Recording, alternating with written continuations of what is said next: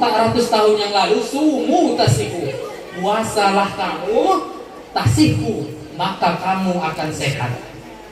Nabi Muhammad tak pernah sekolah, tak bisa membaca, tak bisa menulis. 1400 tahun yang lalu dia mengatakan, sumu tasihu, puasalah kamu, maka kamu akan sehat. Ternyata dilalah sekarang di zaman modern ini ada penelitian kalau mau sehat, segala penyakit hilang, sel-sel kanker mati, syaratnya puasa 8 hari setiap bulannya dan puasa 1 bulan setiap tahunnya. Paslah itu dia puasa Senin dan Kamis, kemudian pas pula lah itu yang namanya puasa bulan suci Ramadan. Maka pesan kedua yang ingin saya sampaikan sebelum kita berpuasa ini adalah mari kita semangat berpuasa, karena puasa sangat banyak manfaatnya. Jamaah, bapak-bapak, ibu-ibu yang dirahmati oleh Allah Subhanahu wa taala. Ternyata Nabi sudah pernah bersabda, sudah pernah cerita, sumu tasihu, puasalah kamu, kamu akan sehat. Yang menjadi pertanyaan, Nabi kok tahu puasa itu biar sehat? Taunya dari mana? Yang ngasih tahu Nabi puasa itu buat sehat siapa? Yang ngasih tahu Nabi kalau puasa itu bisa menghilangkan penyakit siapa? Maka kita baca di dalam Al-Quran, la yantiqu anil hawa, Nabi Muhammad la yantiqu, dia tidak pernah berbicara anil hawa, tidak pernah berbicara sesuka hatinya, in huwa illa wahyu yuha, kecuali apa yang dibicarakan oleh Nabi Muhammad sallallahu alaihi wasallam, wahyu yuha, wahyu yang diwahyukan oleh Allah Subhanahu wa taala. Ini merupakan salah satu metode. Siapa yang mau sehat, siapa yang mau terhindar dari penyakit kanker, diabetes, kolesterol, hipertensi, stroke dan lain sebagainya, salah satu kuncinya adalah puasa. Nabi mengasih tahu, penelitian ilmuwan dan dokter dari Amerika juga mengasih tahu. Intinya sama, Nabi puasa Senin Kamis. Orang Barat mengatakan puasa 8 hari setiap bulannya. Nabi memerintahkan kita puasa di bulan suci Ramadan. Dokter Barat yang non-muslim mengatakan puasa 1 bulan setiap tahunnya. Itu yang ingin saya sampaikan. Mari kita semangat berpuasa. Toh puasa itu sangat banyak manfaatnya. Jamaah, Bapak dan Ibu yang saya hormati, 2 poin ini yang ingin saya sampaikan. Kemudian satu hal lagi yang ingin saya sampaikan. Siapa sih sebenarnya yang wajib berpuasa? Jadi kita harus tahu ini. Karena kemarin waktu saya jumpa Pak Wahyu di Ancak, di blok mana itu ya Pak kemarin Pak. Jadi Pak Wahyu bilang yang puasa di pondok itu paling ibu-ibunya, bapak-bapaknya los kono nggak puasa. Maka kita perlu tahu siapa yang wajib berpuasa. Yang pertama, yang wajib melaksanakan puasa di bulan suci Ramadan adalah seseorang yang beragama Islam. Islam kita semua? Islam. Maka ketika seseorang beragama Islam, sudah wajib baginya berpuasa. Baik itu Islam karena iman maupun Islam karena KTP. Tidak ada alasan, semuanya wajib berpuasa. Itu yang pertama. Jadi kalau kita semua di sini mengaku Islam, mengaku dan merasa Islam, kita wajib berpuasa. Yang kedua, siapa yang wajib berpuasa? Yang wajib berpuasa selanjutnya adalah yang baligh. Baligh itu artinya yang sudah dewasa. Laki-laki yang sudah dewasa, maaf, laki-laki itu bisa dikatakan dewasa kalau sudah mimpi basah, atau maaf cakapnya kalau sudah keluar air dari kemaluannya. Itu ciri-ciri laki-laki yang sudah dewasa. Bagaimana kalau ternyata dia tidak pernah mimpi basah? Kapan dikatakan seorang lelaki sudah dewasa? Ketika dia sudah mencapai umur 15 tahun, maka disitulah seorang lelaki bisa dikatakan dewasa. Ibu kalau punya anak umurnya 15 tahun, tidak ibu paksa berpuasa, dia berdosa. Ibu dan bapak sebagai orang tua juga berdosa karena dia sudah dianggap dewasa. Bagaimana kalau anak masih umur 7 tahun, 10 tahun, bolehkah dia berpuasa? Boleh, pahalanya untuk orang tua, dan dia berpuasa dalam rangka belajar dan latihan puasa. Silakan anak-anaknya dilatih puasa. Kalau perempuan, bagaimana tanda seorang perempuan sudah dewasa? Seorang perempuan dianggap sudah dewasa ketika dia sudah haid atau datang bulan. Jadi kalau ada anak ibu di rumah yang sudah datang haid atau datang bulan, maka wajib baginya untuk berpuasa karena dia sudah masuk kategori baligh, yaitu orang yang sudah dewasa. Itu yang kedua. Yang pertama tadi muslim, yang kedua baligh atau sudah dewasa.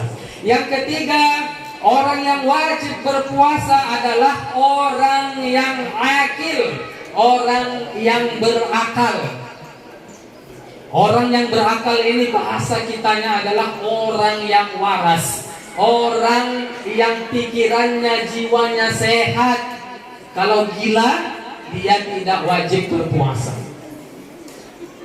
Rusli wajib puasa enggak, Pak? Rusli wajib puasa enggak, Bu? Rusli tidak wajib puasa. Rusli masih ada ya, Bu, di sini ya? Enggak ada ya. Rusli tidak wajib puasa karena Rusli bisa kita katakan tidak memiliki akal yang sehat seperti kita.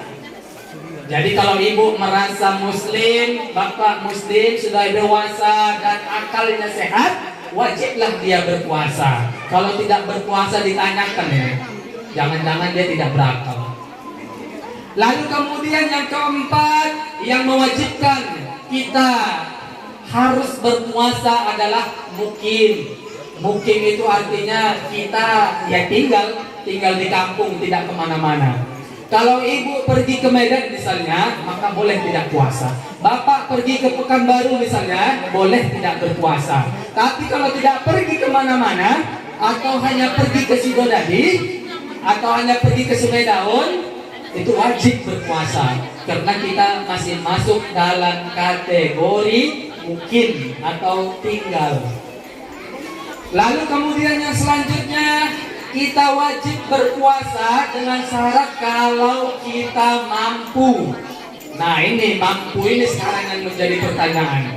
Ada orang yang sebenarnya mampu tapi tidak, atau mengaku-ngaku tidak mampu. Apa kategori mampu? Kategori mampu itu adalah orang yang sehat secara jasmani, orang yang tidak tua. Jadi orang tua yang sudah sepuh, kalau memang tidak mampu, boleh tidak berpuasa dengan syarat fidyah, membayar denda. Orang sakit boleh tidak berpuasa dengan syarat nanti kalau sudah sehat dia wajib mengqadha puasa. Kalau dia sakitnya tidak ada harapan untuk sehat, kalau dilihat-lihat ini nggak mungkin sehat, maka dia wajib membayar fidyah, membayar denda. Itu kategori orang yang tidak mampu. Lalu muncul pertanyaan, bagaimana kalau kita itu adalah seorang pekerja yang mengandalkan pekerjaan fisik? Kerjaan kita itu manen, dan itu setiap hari. Manen, cuaca panas kayak gini, siapa yang tahan? Nah, itu pertanyaan. Bagaimana hukumnya meninggalkan puasa karena pekerjaan fisik? Nah, ini mungkin bapak-bapak ini ada pertanyaan yang seperti ini. Manen misalnya, atau membuat paret misalnya, atau menyemprot misalnya, maka boleh tidak berpuasa dengan syarat. Nah, dengan syarat boleh tidak berpuasa dengan syarat dia ikut sahur, dia ikut niat puasa, dan dia meniatkan dengan sekuat hati untuk berpuasa. Sampai kapan tahannya, sampai disitulah dia berpuasa. Jadi kalau ada bapaknya, Bu, suami ibu nanti yang khususnya kerjanya manen, nggak tahan puasa, dia itu nggak boleh tidak berpuasa dari pagi. Dia itu nggak boleh jam 7 pagi sudah sarapan. Kalau dia jam 7 pagi sudah sarapan, itu jatuhlah hukumnya puasa karena melalaikan, puasa karena meremehkan, dan itu tidak bisa diganti. Jadi puasa yang ditinggalkan karena memang dia tidak mau puasa, itu tidak bisa diganti.